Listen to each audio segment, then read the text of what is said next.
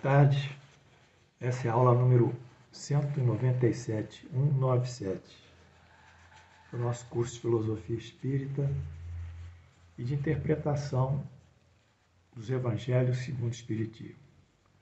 Continuamos no bloco relativamente à fé e analisando a primeira epístola aos Coríntios 13:13, que fala da caridade e que foi escrita por Paulo apóstolo.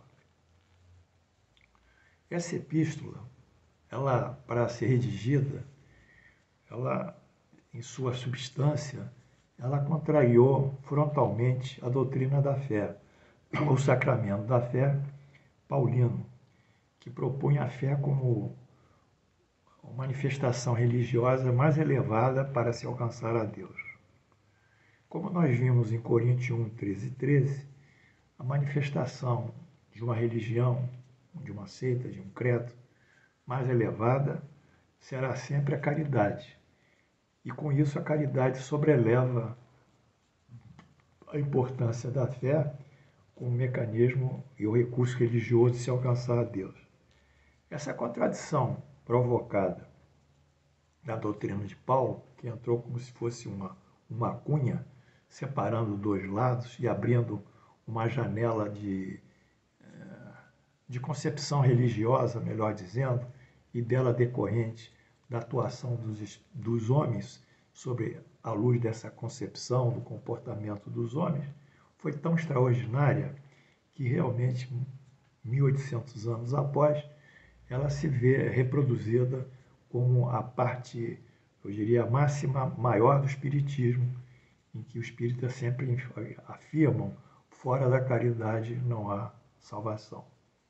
Vamos estudar então como isso processou, como Paulo pôde psicografar ou escrever esse texto, já que para sua formação judaica, como doutor da lei, um homem do Sinédrio, um homem muito culto nas escrituras, nas leis e nos profetas, nos textos, ele tinha assim uma substância religiosa muito forte, hebraizante ou judaizante.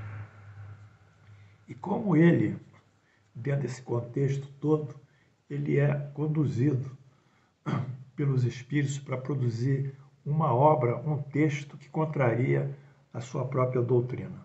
Eu acho que vocês estão surpresos com isso, e eu também fico vendo essas coisas como um ato assim sublime da vontade de Deus, que em determinado momento ele acha que as coisas não devem seguir esse rumo, deve seguir um rumo melhor para a humanidade.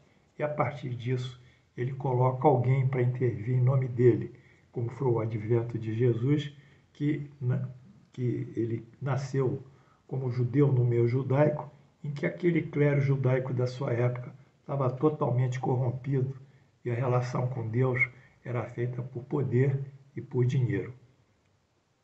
Portanto, vamos ver como é que se justifica essa excepcionalidade do texto paulino ao transcrever os artigos sobre a fé. A atuação dos espíritos responsáveis pela continuidade do Cristo. Muito bem. Esse texto, na realidade, revelou a atuação de espíritos, que são os grandes guardiões da doutrina evangélica original de Jesus. Portanto, nós temos que dizer aqui, a reforma da caridade, mesmo temporária, abrindo sua epístola para a caridade, decorreu da atuação ideativa de espíritos superiores, atuação mental, sobre a mediunidade intuitiva de Paulo. É assim que o Espiritismo explica. O pensamento dos espíritos superiores, guardiões da integridade dos evangelhos, atuaram intuitivamente atuaram com seu pensamento, com a sua ideia, com a sua mentalização sobre Paulo. Esses espíritos, como nós assinalamos, são os guardiões das verdades doutrinárias. E eles não poderiam se omitir frente a uma situação tão crítica que estava aparecendo, já que a caridade é a pedra nuclear de qualquer forma de aproximação de Deus e da religião, senso estrito, que é nos aproximarmos de Deus. Alguns dizem que é religare a Deus, que vem do latim. Então, não há religião sem caridade no sentido de ascensão, de evolução espiritual. Não há. Esse mecanismo da atuação dos espíritos superiores, eu fiz aqui um esquemazinho sobre Paulo.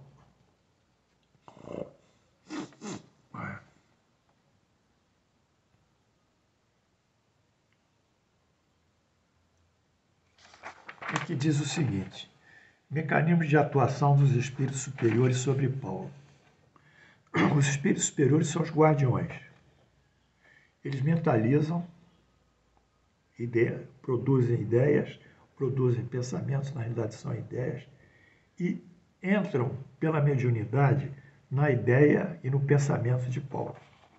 Feita essa conexão da ideia deles com a ideia de Paulo, Paulo gira o seu raciocínio e articula em cima da ideia que é intuída, quer dizer, caridade salvacionista. Ele vai, em relação da caridade salvacionista com a fé e com a esperança, que é o texto, então ele vai articular um texto baseado nessa força intuitiva que promove a caridade, sobrelevando a fé e a esperança. Então, essa manifestação, ela se consolida, então, na psicografia de Paulo. Portanto, foram os espíritos superiores que levaram a esse lapso, esse claro-escuro, a esse abrir e fechar de olhos, de lucidez sobre a caridade. Eu espero que vocês estejam entendendo. A partir de então, a doutrina paulina caminhou para alguns pela fé, que continuaram professando essa fé, os católicos e os protestantes. Embora essa fé tenha sido reformada em concílios mais tarde, muitas reformas em concílios, muitas reformas em bulas papais, em atos papais, muita reforma também em assembleias protestantes, etc, etc. Isso foi sempre sendo reescrito ao longo dos séculos. Entretanto, aqueles mais lúcidos abandonaram essa concepção da fé salvacionista pela caridade salvacionista, adotando-a então agora como um grande valor espiritual, maior da mesma maneira que os que unicamente seguiam a doutrina original, maior ainda para aqueles que unicamente seguem a doutrina original, vamos chamar a doutrina raiz de Jesus, que realmente é aquela consubstanciada nas suas máximas morais, como o nosso Evangelho segundo o Espiritismo. Na introdução, o professor Kardec explica que ele produziu o Evangelho segundo o Espiritismo para estudar as máximas morais do Cristo, que essa moral é uma moral universal, atende a todo mundo, as nações, os cultos, as seitas, as religiões, as filosofias e as culturas. É uma moral universal que Jesus propôs e que Kardec estuda exclusivamente essa moral. E essa moral está destituída de retificações, emendas, inscrições, adições, supressões, enfim, produzidas, como nós vimos, pelos concílios, que eram reunião de bispos, e pelos individualmente por atos papais e etc, etc. Então, nós chegamos a uma conclusão. Apesar de tudo, estou um pouco rouco,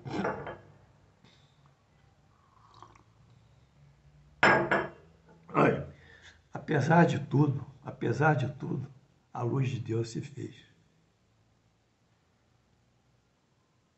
Aleluia. A luz de Deus se fez. A caridade surgiu. Bem, a partir disso, os concílios e os responsáveis pela redação das Escrituras resolveram produzir uma contra-reforma ao texto de Paulo aos Coríntios, a caridade. Então, houve uma reação àquilo que Paulo propôs como caridade. Então, Paulo, após esse pequeno lapso de lucidez, que ele deixou entrar a caridade, ele retroage. Aí vem os outros espíritos, atuando aqui, como eu disse, pela ideação, pelo pensamento de Paulo, com a ideação dele, e reescrevem o que acham sobre a doutrina da fé. Então, Paulo retroage naquilo que ele disse. Isso encontra-se em Efésios 1.47. Assim como nos escolheu nele, antes da fundação do mundo, quer dizer, eles acham que Jesus estava antes da fundação do mundo, uma coisa muito estranha. Isso aí também é outra criação conciliar. Para sermos santos e irrepreensíveis perante ele, Jesus, em amor, nos predestinou para ele. Quer dizer, Jesus predestinou para ele, para a adoção dos filhos, por meio de Jesus o Cristo, segundo o beneplácito da sua vontade, para o louvor da glória da sua graça, que ele nos concedeu gratuitamente no amado, no qual temos a redenção pelo seu sangue, a remissão dos pecados, segundo a riqueza das suas graças. Ele volta ao mesmo discurso. Remissão dos pecados, graça, volta todo a parte sacramental, a parte litúrgica, dizendo que nós estamos sendo escolhidos.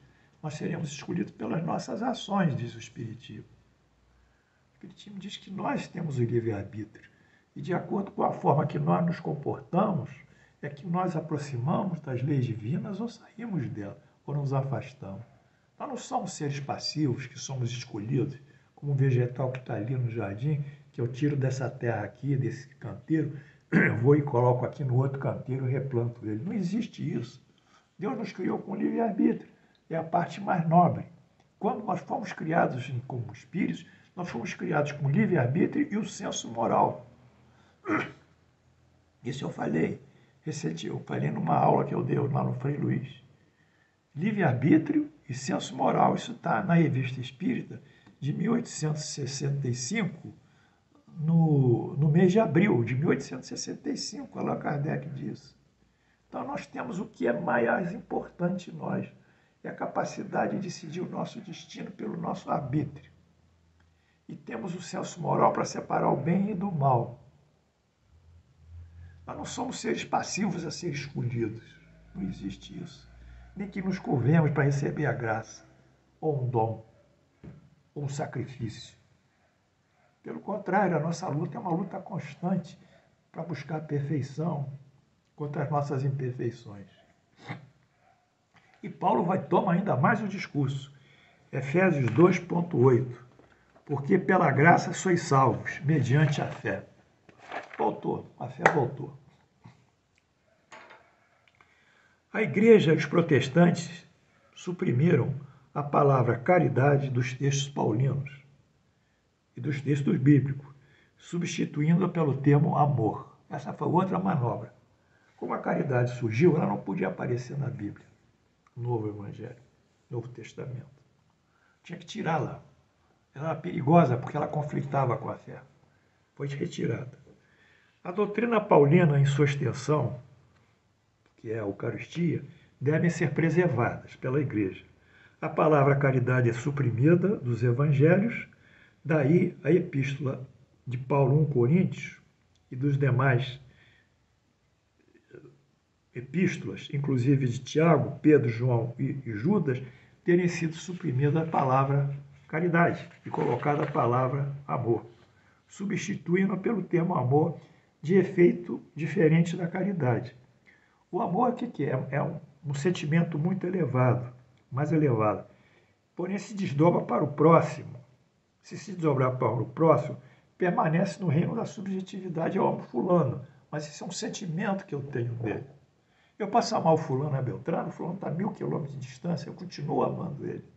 Isso é um sentimento. Cheio, por isso subjetivo. Vivo no território da abstração, das ideias. A caridade é esse amor que eu tenho pelo fulano, por alguém, transformado em ação. E é sempre objetivada ao próximo. Não existe caridade sem o próximo para nele ser praticada. A caridade tem um caráter executivo. prático. Então, quando eles tiraram a palavra caridade da Bíblia,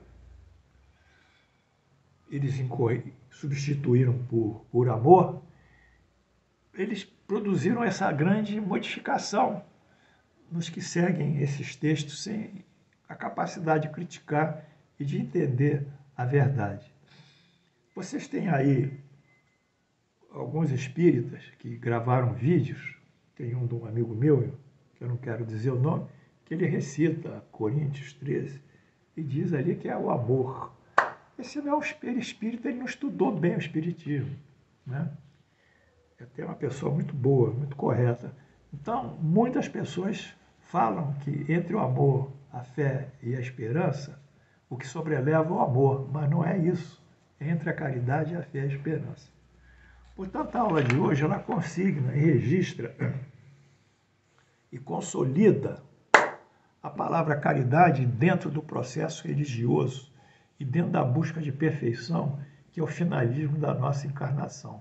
A nossa encarnação é um processo de busca de perfeição. Encarnação é uma criação divina para cada encarnação nós sermos melhores. Não é um ato de castigo, como as pessoas também não conhecem do Espiritismo, acha que é castigo, que é minha encarnação, que é o meu karma, e começa a colocar uma porção de tijolos, uns sobre os outros, asfixiando a ideia pura e límpida que o Espiritismo é libertário. O Espiritismo ele deixa nós mesmos agirmos. E não há culpa, não há erro, há realmente ignorância das leis divinas. E quando nós afastamos dessa lei, aí vem a expiação e o sofrimento para nos trazer para leis. Foi isso que nós vimos em outras aulas. A expiação, a reparação, o sofrimento, a provação são caráter pedagógicos. É uma pedagogia divina que nos faz. Errou, vem para cá. Tocou a mão, o dedo na tomada e levou o choque, não toca mais. Vem para cá para você aprender que não pode tocar a mão na tomada. É pedagógico, não é um castigo. Tocou na tomada, foi castigado que levou o choque. Foi castigado, não foi. Foi a ignorância que o levou. Então, essa visão ampla do Espiritismo vai dando liberdade a vocês, a nós, a mim, a caridade. E o que é que acontece? O que vocês acham que acontece à medida que nós vamos ganhando essa independência espiritual, essa autonomia? O que acontece? Aqueles que querem controlar o nosso destino, os clérigos, os sacerdotes, os religiosos, os médiuns que dizem receberem mensagem de espíritos e provavelmente recebem muitas mensagens, espíritos ignorantes que não conhecem a doutrina espírita e que acham que devem comandar o mundo pela vontade deles ou pela opinião deles, todo esse contingente intervencionista vai se afastando. Nós vamos ficando dependentes deles, não queremos mais a mão deles. Mas eles têm que reagir porque eles querem a nossa submissão. Eles querem que nós fiquemos sob o jugo do poder deles. Vem a luta contra nós. Aí vem as ameaças, os discursos nas casas espíritas. Esse é padrão, obsessão. Está obsidiado, está obsidiado. Vamos fazer uma desobsessão. Quer dizer, quando se manifesta uma ideia diferente, às vezes de caráter libertário, está obsidiado. Há gravações aí do meu amigo Amilcar, lá na casa de Frei Luís, onde eu dou aula há muitos anos, gravação de pessoas da casa, em reuniões públicas, dizendo que o Paulo Rezinhos que está obsidiado, não sei o quê. Vamos rezar por ele, pelo Paulo Rezinhos, que era a tônica. Poder o sujeito ficar inseguro e voltar a submeter a um jugo de ideias da qual ele não aceita. Então, de toda forma, encerrando a nossa palestra de hoje, nós vimos que a nossa luta é pela nossa autonomia, pela nossa libertação e a caridade é esse grande recurso que nós temos. Na próxima aula, nós vamos estudar, vai ser uma coisa muito bonita, as mensagens de Paulo, já dadas lá na Sociedade Parisiense de Estudos Espíritas, 1800 anos depois. Quem é esse Paulo agora? O que ele pensa? Quem é esse espírito depois de tanto processo evolutivo, depois de tanta encarnação? Aí nós vamos buscar a quintessência do seu pensamento, que é realmente o vértice e o ápice da expressão da caridade maior como mecanismo salvacionista e de paz. Portanto, essa é a nossa aula de hoje. Sejam livres. Eles vão querer pegar vocês, vão pedir dízimo, vão pedir isso, pedir aquilo, vão ameaçar vocês com obsessão, vão ameaçar vocês com tragédia, com dores, com sofrimento.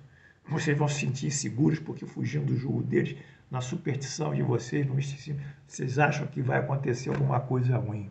Mas se vocês tiverem a consistência da fé em Deus, na justiça divina, sabendo que vocês estão sempre fazendo o melhor dentro das suas possibilidades, vocês não poderão ter nenhum temor nem medo, porque vocês estarão firmes no processo de evolução espiritual e firmes na vontade e no desejo de serem coerentes e praticarem o bem. Aí vocês estarão fincando os seus grandes alicerces de independência e autonomia. Fujam desses conselheiros, fujam desses pitonisas, fujam desses profetas, fujam desses médios videntes, fujam de todos eles. Muitas vezes eu tive em Uberaba e vi isso. Muitas vezes.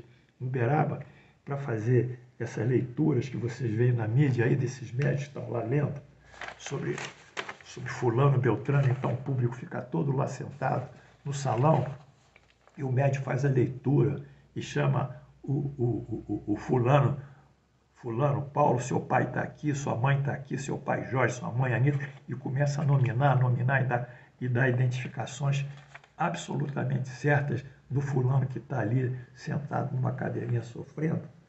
Tudo isso, meu filho, é que esse fulano, ele esteve antes com o médico. Eu tive antes com o médico fazendo isso lá. Eles me perguntaram, qual é o nome do seu pai? Fulano. É a entrevista prévia. Da sua mãe, Beltrano. Da sua mãe, Cicrano. O que você quer? Ele fez assim uma tabulação anterior de tudo aquilo que eu teoricamente queria pedir, mas eu fazia uma encenação também. Fiz a encenação. Aí quando chegou a reunião, o médium começou a falar de um, de dois, de três pessoas que estavam na reunião, e quando chegou uma vez, abriu a boca e disse, Paulo, meu filho, eu sou Jorge, quer dizer, meu pai, a sua mãe, Anita, está aqui. Todo mundo ficou assustado, mas eu já sabia que era tudo marcado. Eu quero ver eles darem as suas evidências sem entrevista prévia, sem os tais do papelzinho. Não é? Eu quero ver você chegar lá naquele ambiente, sozinho, anonimamente, e eles colocarem isso. Alguns realmente conseguem isso. Nós tivemos aqui bons médicos que faziam isso, que davam evidências. Mas isso é muito raro, muito raro. Enfim, a mistificação no espiritismo é muito grande, a fraude também. Não dê informações prévias a médios se vocês quiserem realmente colher alguma informação que nós nem sabemos se serão corretas, porque os espíritos também não têm o dom da sabedoria nem o dom da verdade. Tudo é relativo. Tudo é aproximado da verdade. Portanto, fora isso que eu queria dizer, vamos nos libertar, vamos ser felizes, afastemos da superstição, do misticismo, e impomos à nossa vida o caráter da lógica, da razão e do amor exteriorizado pela caridade.